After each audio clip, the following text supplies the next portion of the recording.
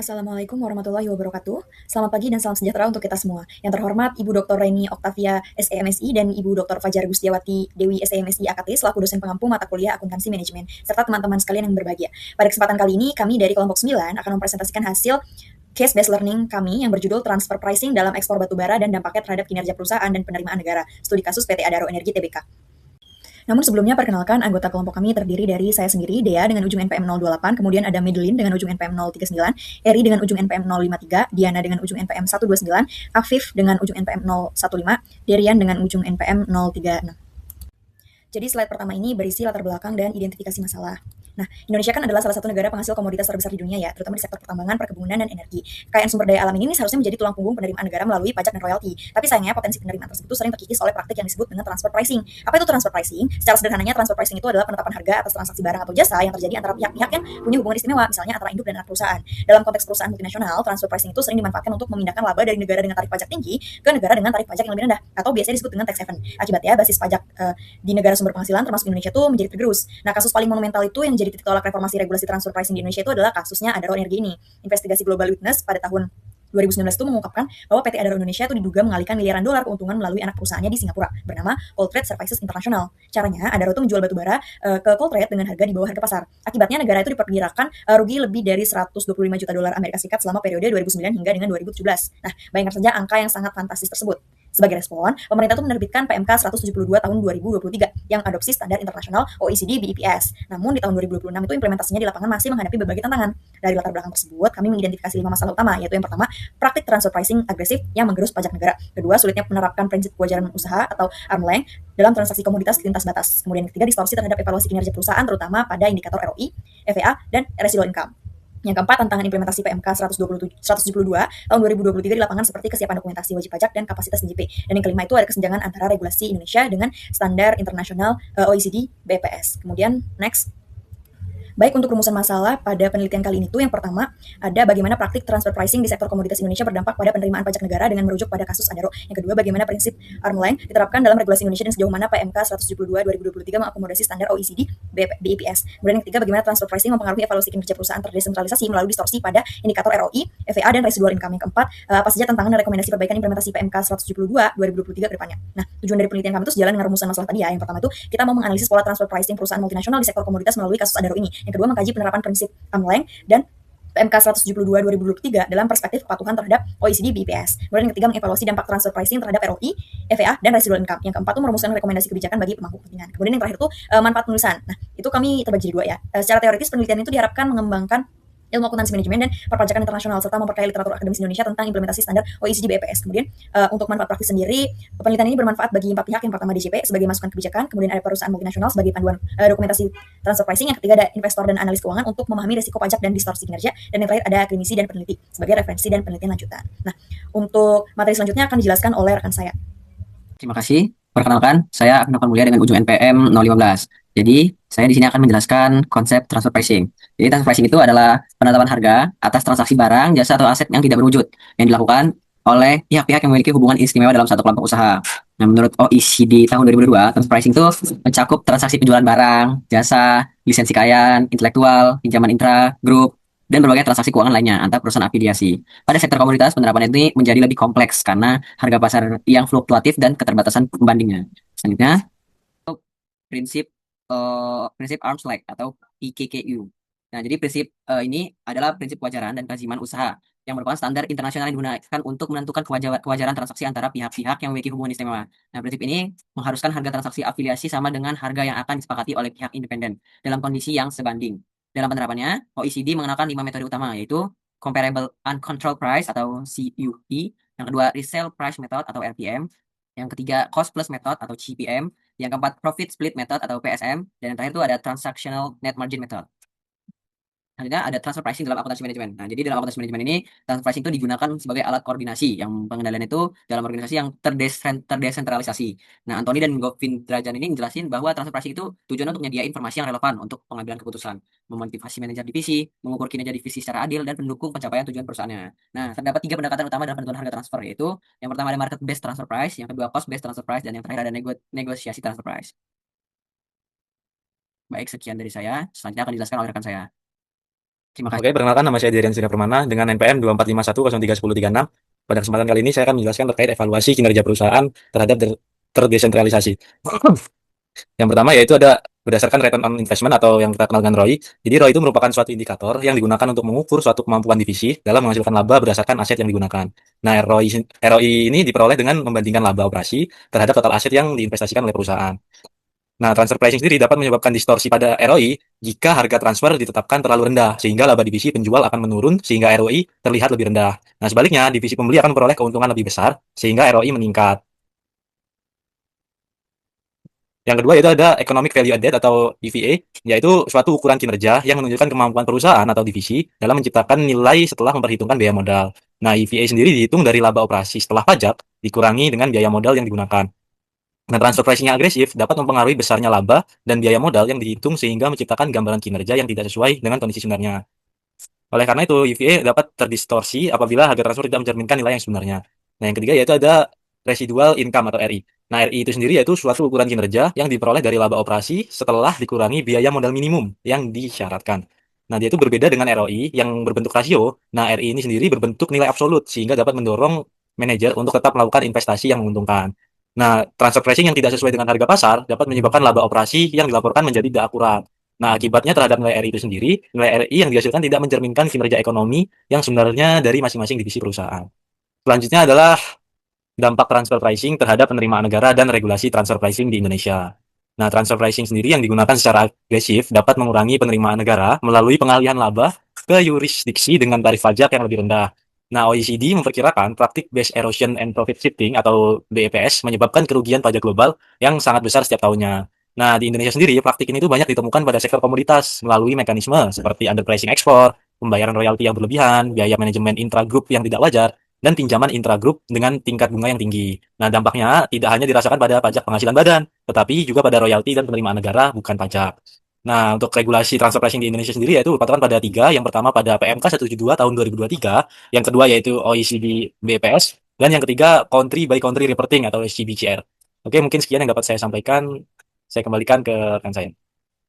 Pada saat ini, saya akan menjelaskan jenis penelitian yang kami pakai. Pada penelitian ini, kami menggunakan metode penelitian deskriptif kualitatif dengan pendekatan studi kasus. Metode deskriptif kualitatif ini digunakan untuk memahami dan menjelaskan fenomena transfer pricing secara mendalam. Studi kasusnya difokuskan pada PT Adaro Energi Tbk atau yang sekarang bernama PT Alam Tri Resource Indonesia Tbk, serta perusahaan afiliasinya di Singapura, yaitu Colgate Service International Pte Ltd. Melalui penelitian ini, kami menganalisis praktik transfer pricing, dampaknya terhadap evaluasi kinerja perusahaan, serta pengaruhnya terhadap penerimaan pajak negara pada periode 2009 sampai 2017. Lalu selanjutnya sumber data. Dalam penelitian ini kami menggunakan data sekunder sebagai sumber data utama. Datanya diperoleh dari beberapa sumber yaitu laporan keuangan dan laporan tahunan PT Adaro, laporan investigasi Global Witness tahun 2019, berbagai regulasi perpajakan seperti UU PPH, PMK nomor 172 tahun 2023, dan OECD Transfer Pricing Guidelines. Selain itu, kami juga menggunakan literatur pendukung berupa buku, jurnal ilmiah, dan artikel akademik yang relevan dengan topik transfer pricing. Seluruh data tersebut digunakan untuk mendukung analisis dan memperkuat hasil penelitian. Lalu selanjutnya ada teknik pengumpulan data. Teknik pengumpulan data dalam penelitian ini dilakukan melalui dua cara, yaitu studi dokumentasi dan studi pustaka. Pada studi dokumentasi, kami mengumpulkan berbagai dokumen yang berkaitan dengan objek penelitian, seperti laporan keuangan, laporan tahunan, data transaksi pihak berelasi, dan laporan investigasi. Sedangkan pada studi pustaka, kami mempelajari berbagai teori dan referensi yang relevan, seperti teori transfer pricing, prinsip arm length, regulasi perpajakan, serta penelitian terdahulu yang berkaitan dengan topik penelitian. Kedua teknik ini digunakan untuk memperoleh data yang lengkap dan mendukung proses analisis. Lalu ada teknik analisis data. Setelah datanya terkumpul, data dianalisis menggunakan metode analisis kualitatif yang terdiri dari 4 tahap. Tahap pertama itu adalah analisis fungsional, yaitu menganalisis fungsi, aset, dan risiko yang dimiliki oleh PT Adaro dan Colgate Service International untuk melihat apakah pembagian laba sudah sesuai dengan aktivitas bisnis yang sebenarnya. Tahap kedua adalah analisis komparatif finansial, yaitu menganalisis dampak transfer pricing terhadap kinerja perusahaan menggunakan indikator seperti ROI, RI, dan FVA. Tahap ketiga adalah analisis dampak fiskal, yaitu menilai pengaruh transfer pricing terhadap penerimaan pajak negara dengan membandingkan harga transfer dan harga pasar yang wajar. Dan tahap yang terakhir adalah analisis regulasi, yaitu mengaitkan hasil penelitian dengan peraturan yang berlaku, seperti PMK 172 tahun 2023, Country by Country Reporting, dan OECD BEPS. Selain itu, penelitian juga menganalisis kebijakan terbaru pemerintah terkait pengawasan ekspor komoditas melalui PT Danantara Sumber Daya Indonesia sebagai upaya mempersempit celah praktik transfer pricing di sektor pertambangan. Selanjutnya yaitu gambaran umum perusahaan. PT Adaro Energi Tbk merupakan salah satu perusahaan energi dan pertambangan terbesar di Indonesia. Pada tahun 2022, perusahaan melakukan transformasi bisnis dengan mengelompokkan usahanya ke dalam 3 pilar utama, yaitu Adaro Energi, Adaro Minerals, dan Adaro Green. Namun pada tanggal 18 November 2024, melalui persetujuan Rapat Umum Pemegang Saham Luar Biasa atau RUPSLB, PT Adaro Energi Tbk resmi berganti nama menjadi PT Alamtri Resources Indonesia Tbk. Perubahan nama ini merupakan bagian dari transformasi strategis perusahaan untuk memperkuat fokus pada bisnis batubara metalurgi, mineral strategis, dan energi ramah lingkungan. Sejalan dengan rebranding tersebut, perusahaan juga melakukan divestasi bisnis batubara thermal dan memfokuskan pengembangan usaha pada pilar Adaro Minerals dan Adaro Green. Lalu untuk gambaran umum kasusnya, isu transfer pricing pada PT Adaro Energi Tbk pertama kali mencuat pada tahun 2009 meskipun tidak terbukti secara hukum. Dugaan ini melibatkan anak usahanya di Singapura yaitu Cold Trade Services International Pte Ltd dalam kurun 2009 hingga 2017. Pada tahun 2019, lembaga nirlaba Global Witness menerbitkan laporan investigatif yang mengklaim adanya pengalihan keuntungan perusahaan ke negara-negara suaka pajak. PT Adaro diduga membayar pajak sebesar $125 juta lebih rendah dari yang seharusnya, serta mengurangi tagihan pajak sebesar $14 juta per tahun melalui jaringan perusahaan luar negerinya. DJP menyatakan akan mendalami laporan Global Witness dalam konteks pengawasan wajib pajak badan. Berdasarkan struktur organisasi, PT Adaro Energi Tbk sebagai induk tidak berperan langsung. Fungsi transfer pricing dijalankan melalui PT Adaro Indonesia selaku anak usaha pertambangan yang melakukan penjualan batubara ke Cold Trade di Singapura. Oke, baik, selanjutnya perkenalkan nama saya Ira Khalila. Di sini saya akan melanjutkan presentasi mengenai mekanisme transfer pricing. Jadi PT Adaro Indonesia itu pertama-tama itu mereka setelah menambang batubara di Kalimantan itu bukannya langsung dijual ke pembeli luar negeri, tetapi mereka jual dulu ke perusahaan afiliasi mereka sendiri yang ada di Singapura, yaitu Cold Trade. Nah, tetapi dari PT Adaro Indonesia itu dijual ke Singapura ke Cold Trade ini dijualnya itu dengan harga yang sengaja dibuat murah, yaitu di bawah harga pasar internasional yang berlaku. Selanjutnya, Cold Trade yang ada di Singapura ini kemudian yang jual ke pembeli global dengan harga pasar yang sesungguhnya. Jadi selisih untungnya itu besar banget. Selisih untungnya itu yang besar banget tadi itu tertahan di Singapura dan tidak masuk di Indonesia. Kenapa Singapura? Karena di Singapura itu tarif pajaknya cuma 10%, sementara di Indonesia itu kena 45%. Jadi selisih pajak itu bisa mencapai 35% dan itu besar banget gitu. Nah, keuntungan dari Singapura itu kemudian balik lagi ke pemegang saham dalam bentuk dividen. Jadi dia bukan dalam bentuk laba operasi Indonesia yang kena pajak tinggi. Dan skema ini itu sudah berjalan selama 8 tahun, yaitu dari tahun 2009 sampai 2017. Selanjutnya, jadi apa sih dampak kinerja dan penerimaan negara dari transfer pricing PT Adaro ini? Jadi ada dua sisi. Yang sisi pertama itu ke kinerja keuangan perusahaan. Kalau dilihat dari datanya, laba operasi Adaro di 2015 itu cuma 318 juta US dollar, tapi di 2019 setelah skema dihentikan itu menjadi 618 juta US dollar. Jadi hampir 2 kali lipat. Laba bersihnya juga sama dari 165 naik jadi 435. Jadi kenaikan pendapatannya sendiri itu cuma sekitar 29%. Tapi kenapa labanya bisa naik hampir 2 kali lipat? Itu karena laba yang tadinya dialihkan di Singapura itu sekarang udah nggak ada lagi. Jadi kelihatan semua di laporan di Indonesia. Nah, lalu sisi keduanya itu tadi, ke negara berdasarkan laporan Global Witness, total pajak yang dibayar lebih rendah dari seharusnya, yaitu sekitar 125 juta US dollar selama 8 tahun atau rata-rata 14 juta US dollar per tahun. Dan itu merupakan angka yang besar gitu. Apalagi ini perusahaan yang nambang sumber daya alam dari negara kita sendiri, dari Indonesia. Selanjutnya, yang terakhir itu tentang etika. Nah, ini yang menarik dan juga menjadi perdebatan. Karena secara hukum yang dilakukan oleh PT Adaro itu tidak salah karena tidak ada aturan yang dilanggar secara eksplisit pada saat itu. Tetapi menurut Justinus Prabowo, pengamat perpajakan yang cukup kenal, itu bilang bahwasanya cara itu tidak melanggar aturan, tapi itu tidak etis. Kenapa tidak etis? Itu karena perusahaan itu menambang di tanah Indonesia, di tanah milik kita, pakai izin dari pemerintah Indonesia, tapi justru meminimalkan pajak yang harusnya masuk ke kas Indonesia. Dan yang menariknya juga adalah kontradiksinya, itu karena Adaro ini rajin banget bikin laporan CSR dan berkelanjutan gitu. Tetapi di saat yang sama itu praktik pajaknya justru mengurangi kontribusi negara.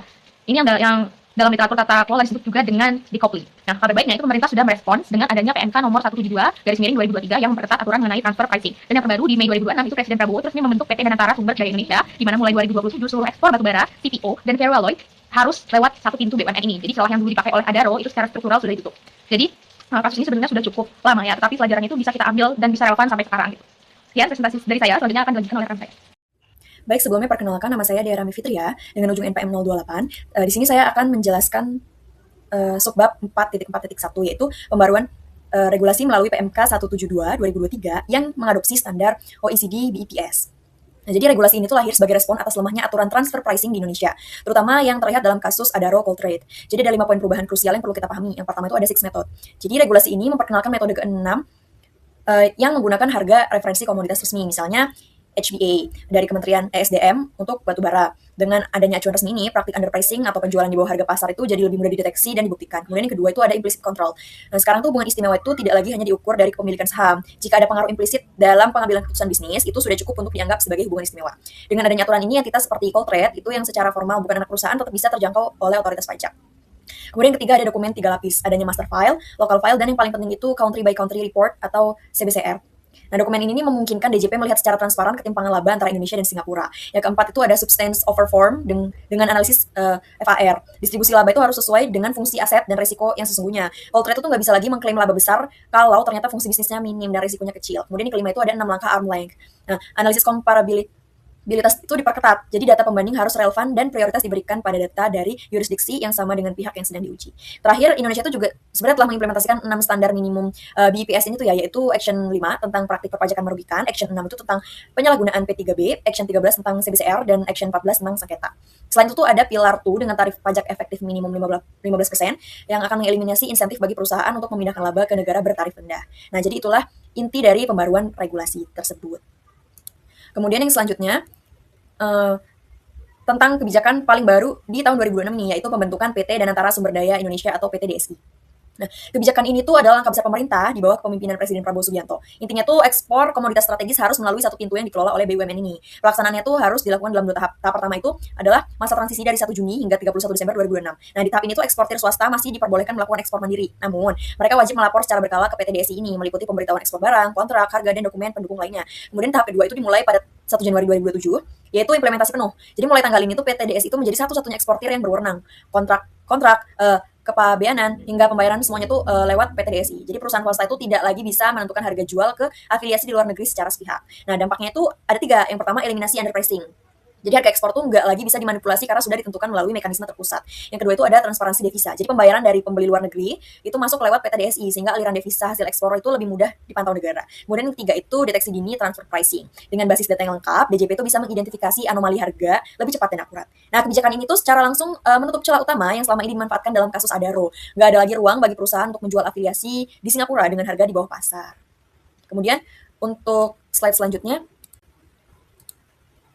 itu ada rekomendasi bagi perusahaan dan pemerintah. Nah, jadi untuk rekomendasi untuk perusahaan ya di sektor komoditas itu ada 4 hal. Yang pertama itu bangun dokumentasi transfer pricing yang benar-benar mencerminkan kondisi bisnis nyata. Jadi bukan sekedar formalitas untuk memenuhi kewajiban administrasi. Kemudian yang kedua itu ajukan Advanced Pricing Agreement atau APA secara proaktif. Jadi ini memberikan kepastian hukum bagi perusahaan sehingga risiko sengketa di masa depan itu bisa diminimalkan. Kemudian yang ketiga itu pisahkan sistem transfer pricing untuk keperluan pajak dengan sistem untuk evaluasi kinerja internal. Jadi jangan sampai indikator seperti ROI, EVA atau residual income tuh menjadi bias karena pengaturan harga transfer. Kemudian yang keempat tuh segera review dan sesuaikan seluruh kontrak ekspor dengan Permendak 15 tahun 2006. Nah, perusahaan tuh harus menyiapkan mekanisme pengalihan transaksi ke PT DSI sebelum implementasi penuh pada Januari 2027.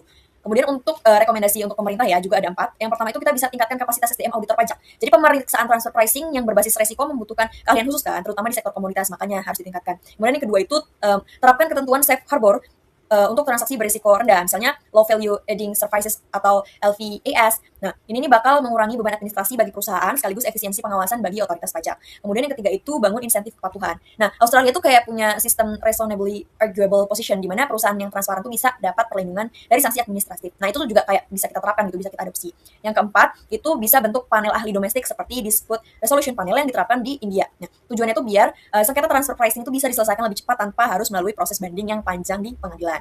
Nah, itulah dia rekomendasi untuk kedua belah pihak. Kemudian selanjutnya kita masuk ke kesimpulan.